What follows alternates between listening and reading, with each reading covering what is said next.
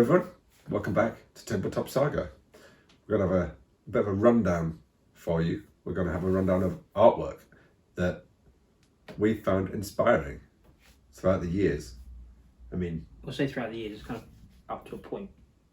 Yeah, it's quite niche. It's quite a small bracket of years, but many years ago. But it's stuff you start looking at again now the old world's come out, isn't it? That's the thing. Is you go, I would go back and go, oh yeah, that was cool. Oh yeah, it's totally inspirational stuff.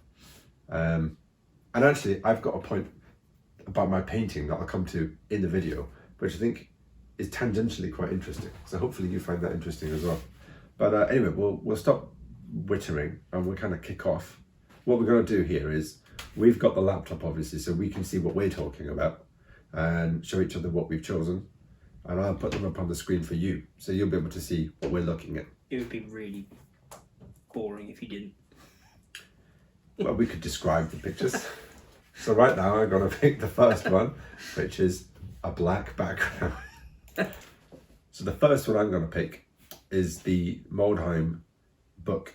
So the front cover for the book, which is possibly an odd choice. It's a bit out of left field. There's not much going on. It's just a crow with a skeletal head. And that's it. But I actually love it. I think it is... Well, first, being an edgelord, I forgot a thing about crows and ravens. That started when I was a kid and I saw a documentary about them and I thought they were fascinating and really cool. But more than that, what I love about it is it tells you absolutely nothing about how the game plays. It tells you nothing about what you would expect in a game. It doesn't tell you what kind of a game it is. But I think it tells you everything you need to know. The font as well. Yeah, everything about this, the mood it sets, perfectly encapsulates Moldheim. And that's why I love this, because it's what it doesn't tell you, almost. Yeah, it's not grimdark, is it? No. It's not quite grimdark, but it's gothic horror, but not over the top. No. Yeah, it sums up the setting. Yeah. So we've got Jeff Taylor to thank for this one. And it is that, like you said, it's that kind of gothic feel. It's a crow, which we all associate with, I think, dark, spooky stuff. But it's got what looks like a skull face, which tells you it's like a dead crow. Moldheim is a dead, spooky place. It's perfect. And as you say, the font as well. It's also gothic, but not like 40k is gothic. Yeah. It's not 40k or in the fantasy setting or anything like that. It's its own thing. It's just... Definitely. So anyway, that was my first list. We're going up and we're getting towards our favourites at the end. This is my first on the list. And so Robin, would you like to explain what your first choice is? So I went with Adrian Smith and his Night Goblins. And it's just the colours and the tones are just absolutely fantastic. I can't remember which book. I assume it was the 6th edition book. It must have appeared in somewhere in the army book. Yeah. But it just sums up Night Goblins. They're in a spooky forest. And it's just the tones of that as well. The goblins are really crisp, but the background's kind of arty, for a better phrase. Well, what I love about the composition of it is that the background, you've got the trees you don't see the top of. No. And it basically tells you these things are tiny. Yeah, these goblins are on the forest floor. Yeah, but they've got that heroic pose because they're en masse, which tells you everything about goblins you need to know. And they've got just the right balance, which actually, to be fair, I think the Night Goblin models did have as well. There was a lot of goblin or orc cartooniness, funny stuff in them. Yeah. But they were also like vicious little gits. Well, that's what I love about this, is that they look vicious. They look vicious. If the angle was changed and the background was dropped, they look like heroic soldiers. But here, because they're tiny, they look vicious. And especially this... They're almost like the swarms of little dinosaurs in Jurassic Park that gang up on you and just stab you to death with tiny little rusty knives. And it's funny, you talk about, the one that spits in Dennis's face? Yeah. I imagine the noise that makes is the noise they're making right now. That guy in the red hood. Yeah, it's not going to be a terrifying battle roar, is it? It's going to be probably a bit of a ghoulish sound. But yeah, I just love it. The colours as well, it's really nice colours, and it's very 6th edition. Man, honestly, he's gone for that kind of constable thing of having red contrasting with the green, and the background is all the oranges, and it's all sort of desaturated almost. It looks, and it just focuses everything on those goblins, and they look crisp, and the green stands out, but not in a jarring way. No, it's just really nice. Yeah, I think it just sums up that race or that army, doesn't it? Yeah. Which I think is what a lot of this artwork is going to be, isn't it? Does it encapsulate the feel of that army in one picture? I like to use big words to describe art, but I don't know anything about it. I just look at them and think, I just like nice pictures? The nice picture. Does it tell me what I want to know about the army? And this one definitely does. So my second one, actually, it's more about... Well, okay, so first of all, it's Alex Boyd's Storm of Chaos duel between Volten and Archon. And I'm a sucker for chaos, hence this is the Storm of Chaos campaign. That was always going to be in there probably, but I love this one because it tells you everything about Warhammer that you need to know. The heroes coming together in this epic clash, while behind them is destruction everywhere. And it's done in such a way that you get given the impression that they are miles away from that city, and that there's just endless hordes of troops of both sides between them and that city. And while that's all going on, the focus is it's on those two heroes. Yeah. Hero and villain, I guess. Oh, he's a hero. Well, yeah. So yeah, I love that one because it's almost like two pictures in one, isn't it? Yeah. And the way it's composed as well, the Archon's cape kind of almost is like a divide on a collage. Yeah. But it is all one continuous image. It's just, to be honest, there's not much more I can say about this other than I think it's really cool. And the colour palette is actually a bit interesting for me. It's more, what would the word be? There's more colours going on than I usually go for. There's more... But it's quite desaturated still, and it's not bright. It's a bit more, I don't know, subtle. Yes. Yeah. So I like that one a lot. Where was that picture used? This was used, I know for definite, on the front cover of a White Dwarf. Okay. At least part of it. And I think it might have been used on the front of the Storm of Chaos book that I think came out. Okay, because I don't think I've ever actually seen this until... So this was 2004. And it was the big summer campaign they did. That's why every bit of artwork and model I've picked ends in like 2002. Oh, there you go. Yeah, you would have been. You wouldn't have been there. So this was the big summer campaign. So for me, this is also a big nostalgia trip because this was when I was heavily into my Warhammer. I had a Chaos Army because it was the first one I did. It was fully painted, so I played loads during that summer and added some more stuff. And so the nostalgia is hitting hard, but I also just love the picture. I think it's really cool. Yeah. Up next for you, Robin, we've got, funnily enough, another Chaos. Yes, Jeff Taylor. It's, again, the colours. Okay, there's a few Jeff Taylor. I didn't even realise how many. Sorry, until you put the list together, you didn't realise how many of the artists I picked were going to be the same artist popping up. I didn't even realise they were the same guys. Obviously, now you look at it, you're like, oh yeah, that style. But I'm not even sure where this was used, to be honest. I think it appeared on definitely appeared on a White Dwarf cover. But it's that classic, slightly desaturated, but still colourful, with a very limited colour palette. Loads of stuff going on in the background in that kind of sketchy... I don't know, so they're sketchy. It's almost impressionism. Yeah, there's not loads of detail in the background, but you can clearly see what's going on. It's just... I think it's pre-Archon and everything, isn't it? But it could almost be Archon. It's a Chaos guy on a big warhorse with an axe and a sword, and the sword's on fire. Yeah. What more do you want? I mean, look how spiky he is. Yeah, there are spikes everywhere. There's hordes of Chaos behind them. It's very similar to a lot of... It's very much of its time in the style of... There was 40k art with that going on, like the covers and things like that. It's just... Because this is slightly before my time. So when I joined the hobby, they were transitioning away from this into what my picks are.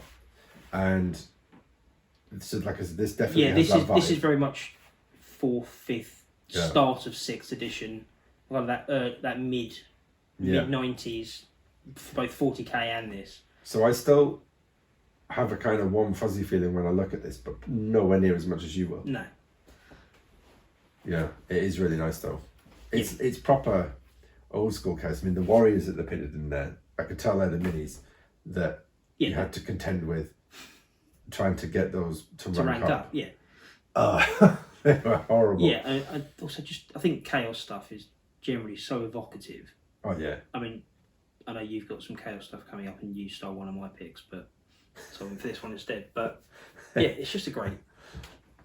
The other thing I love about this is it reminds me of the Chaos Knights, the spiky horse. But Paul Sawyer, fat bloke, just as a little aside, he took his Chaos Knights, drilled holes in them, and put the ends of needles on, like little pins. So they looked really cool, and they looked like this, proper spikes everywhere. Yeah. But I imagine they must have been lethal. To pick up, yeah. Yeah, it's exaggerated, slightly exaggerated proportions as well, isn't it? It's that, Oh yeah. like, you're not sure quite if you can actually move his arms in that armour. Oh, definitely. Or is he actually just stuck in this pose? It's just how he exists. Yeah, It's just strong pose. It's just the colours and everything is just perfect. Yeah, strongly like that one. Well, okay. So I don't think you can discuss Warhammer art without discussing this guy, John Blanche. I mean, he's an absolute legend, obviously. And this one is one of his. It is, funny enough, I think from before my time. I only really found this in the last couple of years, going on my nostalgia hunts on Google Images, but I absolutely love it. I think it just looks, it's like it's my colour palette. This colour palette, there is no colour, which is why I love it. And it just, the skeletons have that really, I forgot what they call it, but the medieval, the medieval, the dancing skeleton. Yeah, dance macabre type thing. Yeah. They look like that. They've got. Yeah, they're very much. Almost they're not funny bones, are they? No, but they are almost a kind of. They've also got almost jovial. Slightly creepy anatomy, because you look at them like the guy, him, I assume whatever, he may be a girl. At the front, the anatomy is it anatomy when it's bone still? The skeleton is anatomically perfect, but the arm maybe is slightly too long. Yeah. I mean, it's slightly creepy. Yeah. But not just because of the skeleton, there's just something not quite right with it. And the tree as well. Yeah. Yeah, I mean, that just screams like von Karstein. Yeah. And the horde of bats. It just is, it's actually, the sky is like what I imagine would happen in a Bob Ross nightmare. It's got that, it's all blended in very nicely in that Bob Ross way, and I could imagine he had a big 2-inch brush there and he was crisscrossing it, and then he looked and he thought, what have I done? Yeah, I mean, I normally associate John Blanche with obviously 40k. Yeah. But also not with big art pieces like this. Like, I normally associate John Blanche with the sketch drawings or the head shot of the Inquisitor in a rule book or an army book somewhere. He's the side panel guy. Yeah. For those kinds of things, definitely. Because I agree. For me, John Blanche, when I think of his stuff, I instantly think of actually the Battlefleet Gothic cover. Yeah. That is an amazing one. And then the 3rd edition, the Black Templars on the 40k one, stuff like that. And I don't really think of him in Warhammer so much, but this one I love. It's just very cool. So for your third, look, it's Jeff Taylor again. Yeah, it's very similar in style, isn't it? It's and also it's still Warhammer Fantasy. It's just slightly smaller Warhammer Fantasy. Yeah, it's just further away. Yeah. So yeah, the War Master cover, I think it's just an epic battle scene, isn't it? Obviously, the centerpiece is awesome. Empire, Elector Count, or whatever he is, bashing people. The thing is, this is one of those pictures, I think, where I think you also, get more out of it the more you look. Like I'm even now just noticing these sides down here. Yeah, there is little details in there It's not just a thing where you have to, oh yeah, as a whole piece it looks really incredible, but actually, you look individually, there's not that much going on. There's a lot going on, but it's just an endless horde that goes all the way to the back. There's no sky. No. There's no horizon line. It's just people fighting. And a proper artillery battery as well. Yeah, it just sounds like I guess it sets the tone for War Master, doesn't it? Yeah. It's like a Warhammer cover, just a little bit more epic. Bit more, yeah. Just more of it. Because this is one of those images where I look at it, and it almost makes I can hear the battle in my ears without. Also, in style, it could easily be. Again, I'm very far from an art expert, but it could be Renaissance style, battle painting where they've, when they would paint things like the Greeks or Romans, but they'd put them in clothing of the time, as it were. Yeah. It could easily be someone recreating Alexander's charge or something, but they've painted him as a 15th century knight. Yeah. In that style. There'll be someone that knows a lot more about art. Can us we're wrong soon. Oh yeah, they'll be hammering that keyboard. I did an art degree. Yeah, it's an epic picture. Yeah, for sure. Strongly agree again. Oh look, it's Jeff Taylor. Did you know that Jeff Taylor did so many cool things? As I didn't, and so I was looking through all the things I was like, because a lot of it obviously is cover art from 5th edition to 4th edition army books. I was like, oh, Jeff Taylor. I don't think I could have even named. I couldn't have named him. I could have named all these pictures, or described all these pictures. Did not know they were by. No. And this is slightly different in style, actually. Yes, but this one I love. So I love my chaos, but I also love my dark elves, and this is one of those where. Firstly, the colour palette draws me in. It's almost like the background draws you in more than anything else. And talking about what that means about the army and the field you get. Obviously, this is Malekith. And it's almost like you see Nagaron there. You know that it is a kind of weird, magical hellhole, cold, barren. But Malekith, there's barely any light there. Yes. So it's telling you that this guy has got even less of a soul than that bleak place that he lives in. But you can see the malevolence in his eyes. Yeah. His spiky but elegant armour and the gauntlet thing that he's got there, dripping in blood. And then that crimson cloak. I assume it's just the right splash of colour, isn't it? Obviously, you've got the tones, the purpley tones at the back. Yeah. But the front's very dark, but it's just that one splash of colour. And what's interesting about it is we see this, but with the way that the background is done, because his face is within the middle of it, within that all that colour palette of the sky, and also there's the light reflecting off that side of the helmet, it draws your eyes straight to his face. Yeah. And there's nothing there. There's just the eyes. And that is, I think, really evocative of what Dark Elves are. Just evil. It's interesting because the next one that comes up obviously does a very similar thing, but for High Elves. Yeah. But in a very different style as well. Let's have a look. The Dark Elves are, like I say, they are one of my favourites, better than High Elves for sure. But Robin's going to disagree with me right now. So that would have been the 6th edition army book, wouldn't it? Yeah. So this is from either 4th or 5th. I think it's actually from 5th edition, the army book. And it's Mark Gibbons. And I love his, I'm going to say pencil, but I think they might actually be pen. But this more, not sketchy style, but like the black and white. The monochrome type. And this just sums up High Elves for me. In the same way that does with Malekith. With no colour, this just sums up High Elves. Because you can see the relation between them dogs, and actually the pictures, even though they're different, give the same kind of, or give off the same kind of vibe, if you want, from the character. Like that Swordmaster of Hoeth. Yes, it's much cleaner, and he's flawless. But the eyes it's cold and calculating. It's not, oh, I'm a happy elf. Yeah. He's not an evil elf, but there is a kind of a stone cold killer look about his face. Yeah. And interestingly as well, the composition of this one. Well, the foreground is so symmetrical. With the sword in the middle, and obviously, but then you've just got the one tower. Actually, it was Tower of Howarth or whatever at the back.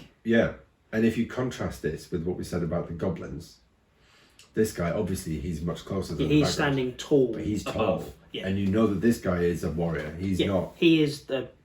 And he's not trying to look vicious like the goblins are. He is just. I know what I'm about. I am standing here, and you're not coming past. Like there is no way past me. It's almost like a wall that the tide of goblins where he's going to break on, and he will still be standing there at the end, probably with clean armour somehow. Probably.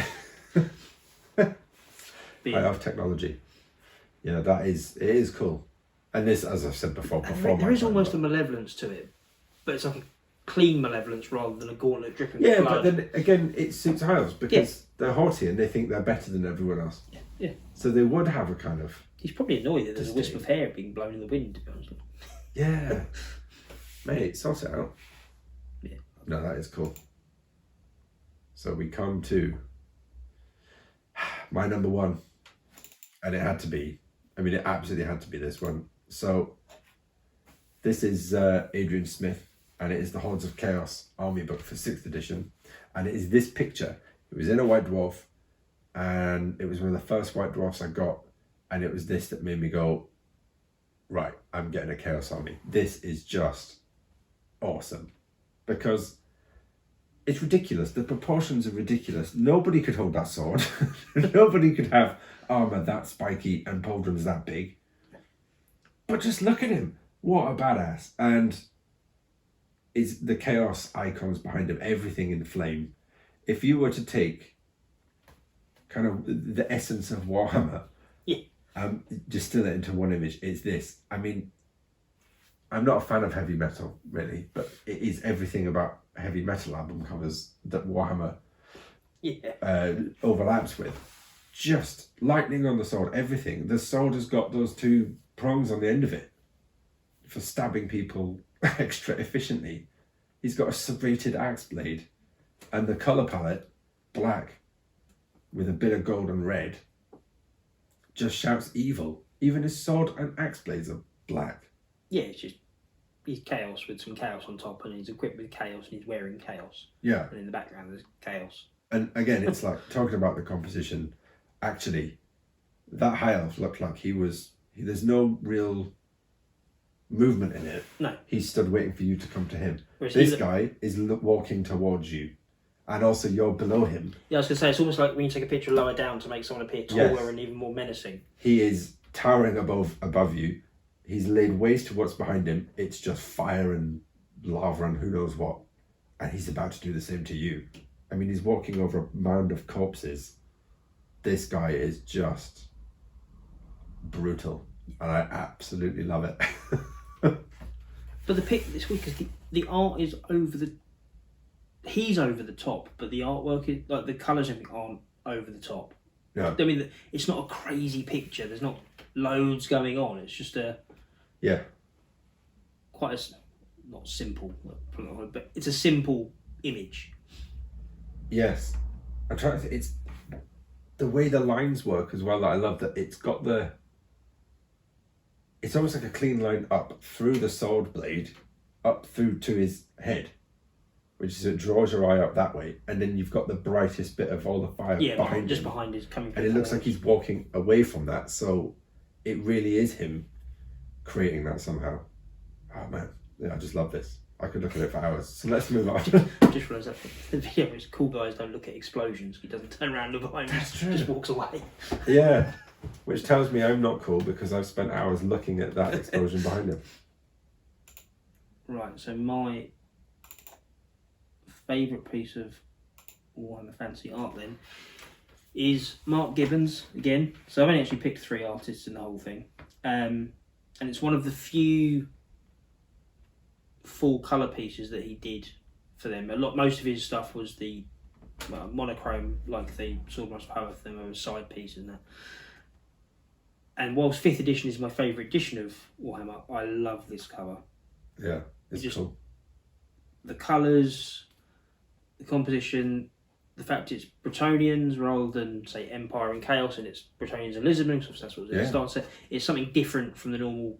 Because I think the start of 6th edition was kind of before the whole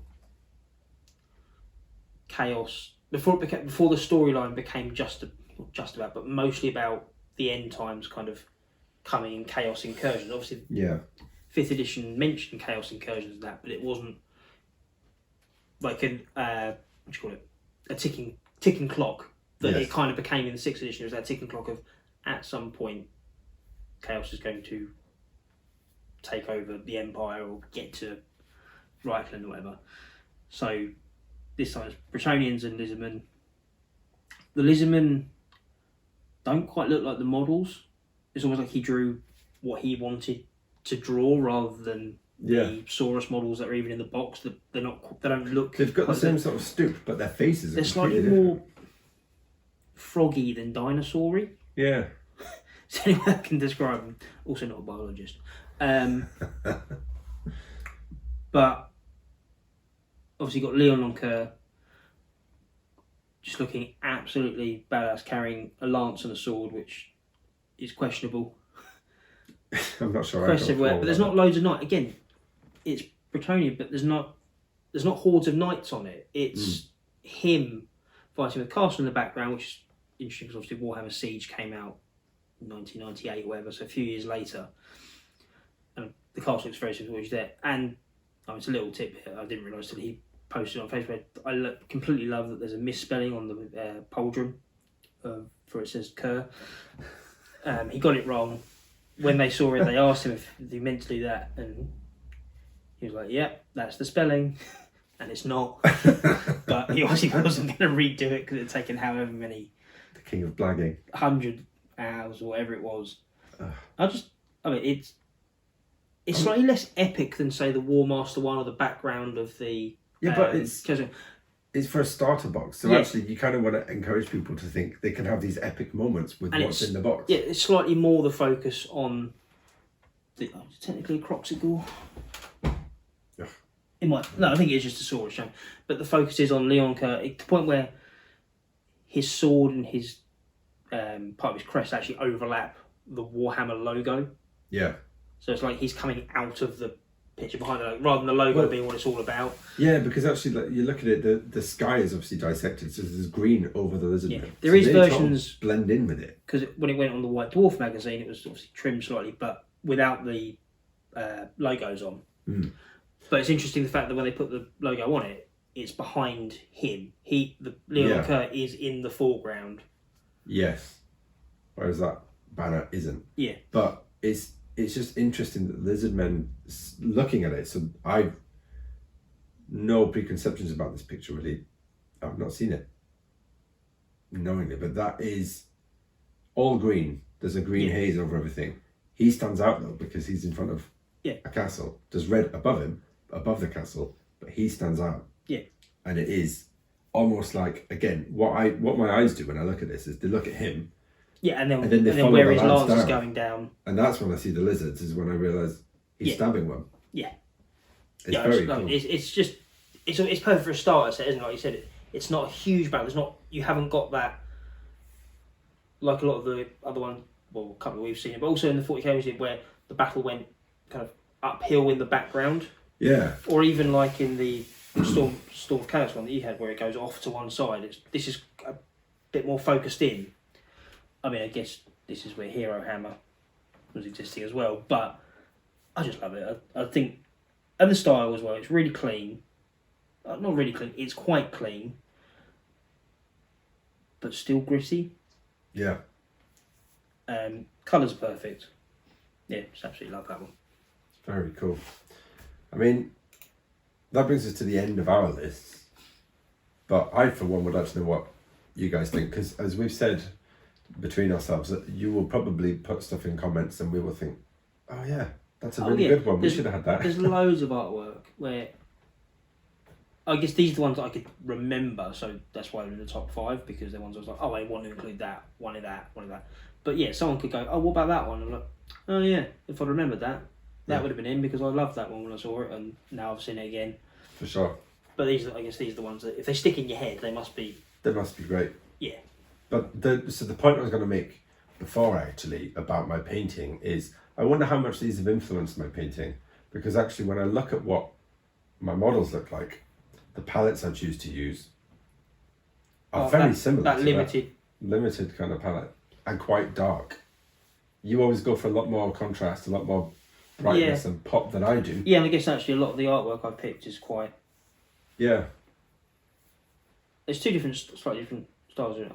I mean, the Mordheim ones, maybe the most evocative picture there, even though it's just, I mean, especially when it's zoomed out, it's just text. Yes. But I think the font is just absolutely perfect. Yeah. But yeah, no, that was fun. That was. Yeah, I really enjoyed looking through those. Let's come back in a few months and do another top 5 because we've found some. Oh yeah, so they found some new ones and. Anyway, that's enough nostalgia for one evening. I might just go back and look at that Hordes of Chaos album cover again. Album cover?